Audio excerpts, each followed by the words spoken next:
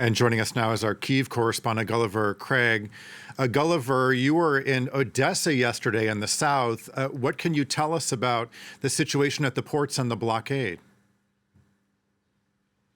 Well, all of the ports are blocked, and normally the absolute majority, more than 90% of the 60 million tons of grain that Ukraine usually exports, almost all of it goes out by sea. And at the moment there are numerous ships, some of them fully loaded, that I was able to see that are just blocked in those ports. And the Ukrainian military in the south of Ukraine is very worried about the security situation. They said they're absolutely not prepared to take Russia's word for it. They believe that the Russians are still deliberately blocking these ports. There are Russian warships in the Black Sea. There are also mines which the Ukrainians say the Russians lay, and some of which may have come loose from their anchors, and so they could be drifting just about anywhere. So it's very important to have a demining operation. And also the Ukrainian military want to have security guarantees, not just taking Russia's word for it, but international security guarantees to be sure not only that the ships have safe passage, but also that Russia would not exploit the situation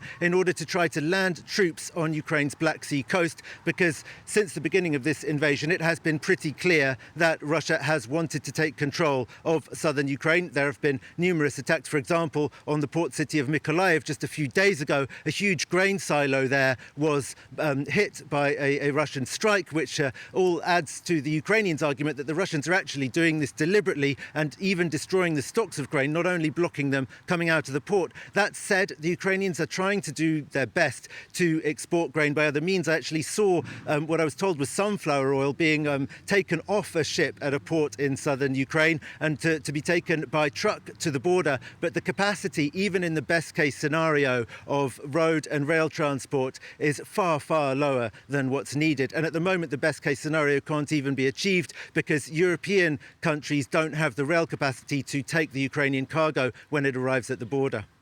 Gulliver, what about the situation on the ground at the moment, in particular what's happening in the city of Severodonetsk? Well, yeah, the bulk of the fighting in Ukraine is concentrated in the eastern Donbass region, though there have also been attacks in recent days in southern Ukraine, in Mykolaiv region, and an attempted Ukrainian counterattack in Kherson. But it's definitely still around Severodonetsk that most of the fighting is going on. The Ukrainians say they're determined not to give up control of this city, but it does appear that the Russians control quite a large part of it. Fighting is going on in the city centre. And the Ukrainian military are also reporting that the Russians appear to be stepping up their attacks on other parts of the Donetsk region. Today there was an airstrike on the city of Bakhmut. We're told that there are victims among the civilian population, but we don't know yet how many. And also there have been more artillery strikes on targets to the north of Slavyansk and Kramatorsk. Slavyansk and Kramatorsk are the two largest cities in Donetsk region that are still under Ukrainian control. Okay, our Kyiv correspondent, Gulliver Cragg. Gulliver, thanks as always.